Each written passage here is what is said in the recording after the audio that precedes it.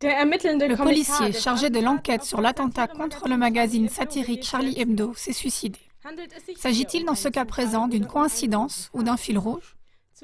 Avec cette question, je vous souhaite la bienvenue sur Klagemauer TV dans le studio de Mayence. Selon les informations des médias, M.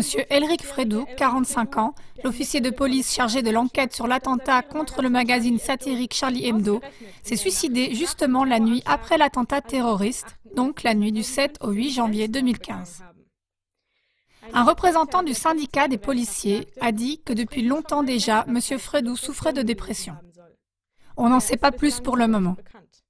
Mais ce qu'on sait, c'est qu'il y a déjà eu de nombreux cas où des témoins ou des enquêteurs sont morts de manière mystérieuse. Dans la plupart des cas, il s'agissait de contre-voix qui différaient de la version officielle des faits et où les témoignages des témoins morts auraient soutenu ces contre-voix.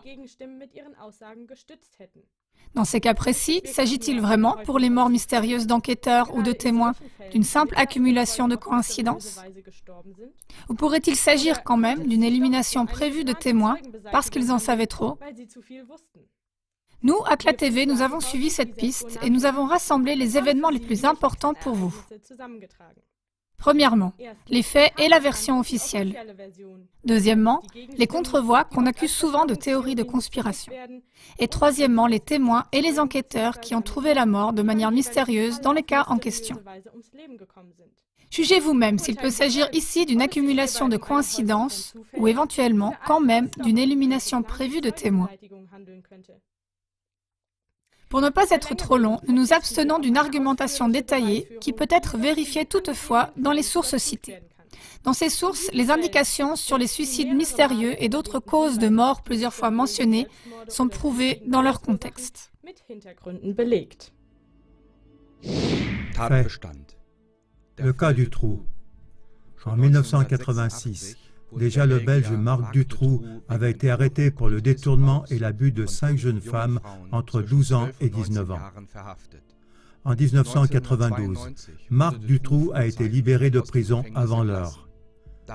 Après cela, jusqu'en 1996, il a enlevé et abusé sexuellement plusieurs enfants et adolescents âgés de 8 à 19 ans. Il a tué son complice, ainsi que 2 jeunes femmes qu'il avait enlevées. Le 13 août 1996, Marc Dutroux a été arrêté une fois de plus. 2 fillettes de 8 ans qu'il avait enlevées et enfermées sont mortes de faim pendant que lui était en prison.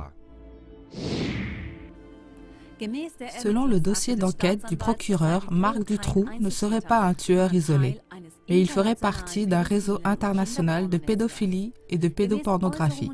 Selon des remarques de Marc Dutroux, les liens de ce réseau conduiraient jusque dans les plus hauts cercles politiques du royaume. Mais on n'a jamais découvert ces plus hauts cercles. D'après le reportage de la ZDF en 2001 intitulé « La trace des violeurs d'enfants, Marc Dutroux et les témoins morts », 27 témoins qui voulaient témoigner au procès ont trouvé la mort pendant le temps de l'enquête après l'arrestation de Marc Dutroux. Le procureur Hubert Massa se serait suicidé en juillet 1999. Fait. 11 septembre. Version officielle. 19 pirates de l'air qui auraient appartenu à l'organisation terroriste Al-Qaïda auraient dirigé le 11 septembre 2001 2 avions contre les tours du World Trade Center à New York City et un autre contre le Pentagone à Washington. Les 2 tours jumelles, ainsi que le bâtiment numéro 7 à côté, se seraient écroulés à la suite de cela. Les attentats ont causé la mort d'environ 3000 personnes. Le gouvernement américain et ses services secrets étaient au courant des attentats et les auraient même permis ou les auraient activement planifiés et exécutés. Les tours jumelles ainsi que le bâtiment numéro 7 ont été amenés à s'effondrer par un dynamitage contrôlé qui aurait été placé dans ou sous les bâtiments. Il serait même possible qu'il n'y ait même pas eu d'avion. Énormément de témoins du 11 septembre sont morts de manière mystérieuse. Ils avaient en commun que toutes leurs déclarations soutenaient la version de la contre-voix. Voici quelques exemples. Le pilote de l'hélicoptère de la chaîne de télé ABC, qui aurait fait les enregistrements du 2e crash dans la tour nord, a été écrasé par un taxi de manière mystérieuse en 2007. L'ancien coordinateur des urgences a contredit le rapport officiel du 11 septembre. Dans le bâtiment numéro 7, il y aurait eu une explosion avant que la tour s'écroule.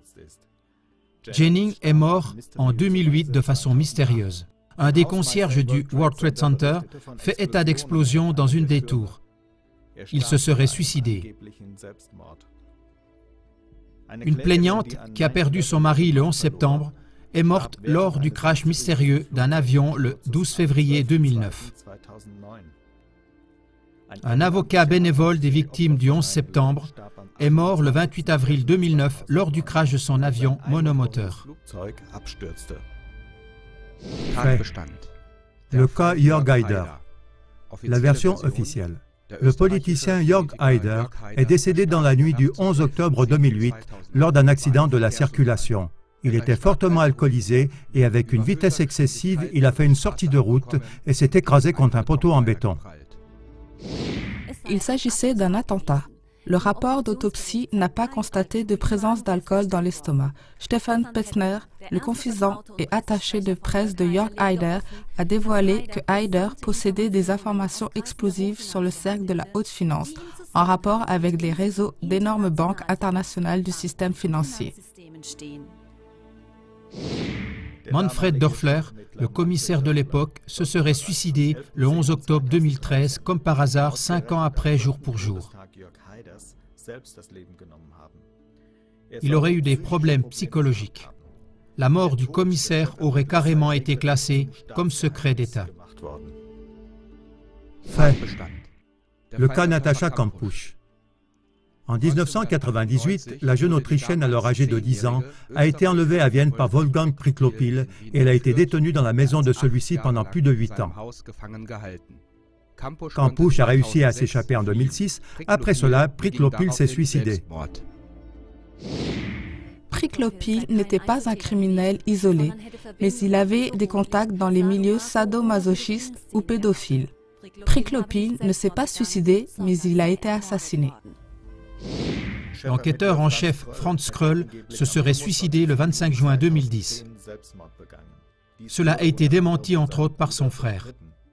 Kröll avait fait référence à de nombreuses questions restées sans réponse après les enquêtes et il a publiquement critiqué le rapport final de ce cas. Fait. National Socialism Underground, en abrégé NSU. Version officielle. Le NSU serait une association d'extrême droite terroriste en Allemagne et il serait composé de 3 membres. Le NSU est accusé de différents attentats à l'explosif et d'assassinats en série entre 2000 et 2006, entre autres ce qu'on appelle les assassinats de Dorner. Il paraît qu'à Heilbronn, en 2007, les membres du NSU auraient abattu une policière du pouvoir exécutif et grièvement blessé d'une balle dans la tête un autre agent de police. Celle-ci adopte la thèse d'un complot d'État ou des services secrets. Les 3 membres du NSU seraient plutôt des instruments ou même des boucs émissaires pour d'autres cercles. La théorie du suicide contiendrait des contradictions sérieuses. Il y a 6 prétendus suicides.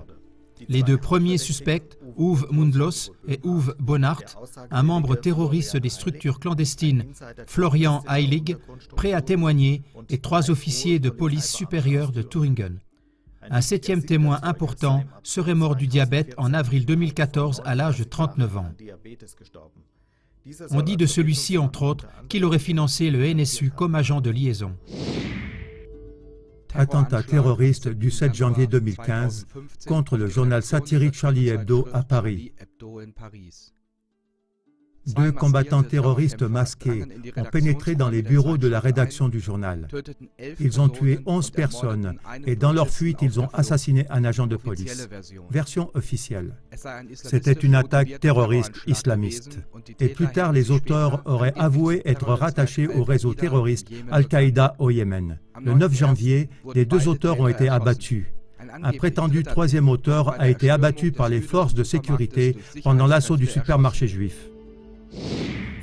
De différentes incohérences indiquent qu'il pourrait s'agir d'une opération sous faux pavillon. Sur ce sujet-là, voyez notre commentaire médiatique détaillé du 12 janvier 2015, deuxième partie. En raison du professionnalisme de l'attentat effectué en 5 minutes, il pourrait s'agir pour les terroristes de spécialistes formés militairement par les services secrets.